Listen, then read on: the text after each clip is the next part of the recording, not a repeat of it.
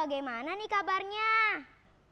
Hari ini saya akan menceritakan sebuah kisah tentang seorang anak yang lahir dari sebuah telur. Pada penasaran gak sama ceritanya? Langsung aja kita mulai kisahnya ya. Di tepi Sungai Kayan, Kabupaten Bulungan, hiduplah seorang pemimpin suku Kayan bernama Kuanyi. Ia adalah pemimpin yang sakti, ahli hukum adat dan pemburu yang ulung. Akan tetapi, Kuanyi dan istrinya sudah lama sekali belum dikaruniai seorang anak. Suatu hari saat Kuanyi sedang berburu di hutan yang sunyi, anjing peliharaan Kuanyi menggonggong ke arah serumpun bambu kuning. Di sana, Kuanyi menemukan sebuah bambu yang terpotong secara mencurigakan. Mudah-mudahan ini akan membawa sebuah kebaikan. Kuanyi pun membawa pulang bambu itu ke Lamin. Sesampainya di Lamin, ia berbicara kepada istrinya. Wahai istriku, hari ini aku tidak mendapatkan seekor buruan, tapi aku mendapatkan sebuah bambu. Jagalah bambu ini dengan baik. Baiklah suamiku, aku akan menjaganya. Istrinya pun menjaga bambu itu di dalam dapur. Malam itu hujan sangat deras, disertai petir dan guntur yang bersaut-sautan. Tiba-tiba terdengar suara tangisan bayi dari arah dapur Kuanyi dan istrinya. Kuanyi dan istrinya pun terbangun dan segera mengeceknya. Betapa terkejutnya mereka melihat bambu yang tadi dibawa Kuanyi telah terbelah.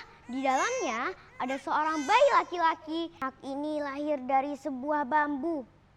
Sepertinya ia lahir pada saat guntur menyambar. Baik kita namakan ia Jawiru. Kuanyi dan istrinya pun memberi nama anak itu Jawiru yang berarti guntur besar. Paginya Kuanyi memukul gong berkali-kali untuk memberitahu warganya bahwa ia sudah memiliki seorang keturunan. Warga di sana pun ikut bahagia karena akhirnya pemimpin mereka telah memiliki seorang pewaris. Beberapa hari setelah kedatangannya Jawiru, Kuanyi kembali berburu di hutan untuk mencari bekal makanan acara syukuran. Tapi sayangnya di sana tidak ada hewan yang bisa diburu. Namun anjing-anjing Kuanyi tiba-tiba menggonggong ke arah setunggul pohon jemlai. Di sana Kuanyi menemukan sebuah telur yang ukurannya jauh lebih besar dari telur ayam biasa. Saat ia hendak memasukkan telur itu ke dalam nyennya, Kuanyi ternyata telur itu terlalu besar untuk nyen miliknya. Akhirnya dengan ide kreatifnya, Kuanyi menganyam rotan dan berharap agar telur itu bisa sampai ke Lamin dalam keadaan baik-baik saja. Mudah-mudahan ini juga akan menjadi sebuah kebaikan. Setelah sampai, ia berbicara lagi kepada istrinya. Wahai istriku, hari ini pun aku tidak mendapatkan sebuah buruan, namun aku mendapatkan sebuah telur. Jagalah telur ini dengan baik. Baiklah suamiku, aku akan menjaganya kembali. Setelah istrinya menjaga telur itu di dapur, istrinya dan Kuanyi kembali tertidur. Saat itu malam terasa sangat sunyi. Kesunyian itu terpecah oleh suara tangisan bayi. Kuanyi dan istrinya pun terbangun dan mencari sumber suara itu. Mereka pun menemukan sumber suara itu dari dapur mereka. Setelah mereka mengeceknya, mereka melihat telur yang tadi dibawa Kuanyi telah terbelah. Di dalamnya ada seorang bayi perempuan yang sangat cantik. Anak ini lahir dari sebuah telur. Telur ini ditemukan di bawah pohon jemlai. Mari kita namakan ia Lemlaisuri. Aku setuju, itu adalah nama yang sangat baik.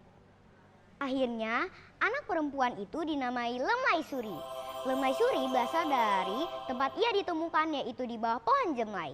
Untuk merayakan kehadiran anak laki-laki dan anak perempuan mereka, yaitu Jawiru dan Lemlaisuri, Kuanyi mengadakan acara Irau selama 40 hari 40 malam.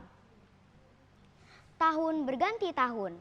Jawiru dan Lemaisuri tumbuh menjadi remaja yang tampan dan cantik. Karena mereka berasal dari keajaiban alam yang sama, Kuani dan istrinya sepakat untuk menjodohkan mereka. Dari perjodohan ini lahirlah beberapa keturunan yang kelak menjadi pemimpin suku Kayan. Keturunan-keturunan itu adalah Parenjau, Jau Anyi, Parenjau, dan Paren Anyi. Di bawah kepemimpinan Paren Anyi, suku Kayan berpindah ke simpang Sungai Bahau. Salah satu keturunan Paren Anyi adalah Lahaibara. Suatu hari, Lahaibara jatuh sakit dan merasa ajalnya sudah dekat. Maka ia memanggil anak-anaknya untuk memberikan wasiat terakhir. Ia berkata bahwa bawalah lungunnya ke hilir Sungai Kayan, bukan ke hulu. Simunluan pun, yaitu anak sulung mereka, menyetujuinya. Namun si Barau terlihat merah, mukanya merah padam karena merasa kesal. Namun di depan ibunya itu dia tidak bisa mengungkapkannya. Saat benar saja Lahaibara akhirnya menghembuskan nafas terakhirnya. Saat Simunluan ingin membawa lungunnya pergi ke hilir, ia dihentikan oleh Barau. Barau yang keras kepala tidak ingin membawa lungun ibunya ke hulu Sungai Kayan, ke hilir Sungai Kayan, dan ingin mengantarkannya tetap ke hulu. Akhirnya Simunluan dan Barau terjadi perdebatan. Aku tidak ingin lungun itu diantarkan ke hilir. Tapi kita harus menaati wasiat ibu kan? Tidak mau. Aku hanya mau itu tetap diantarkan ke hulu.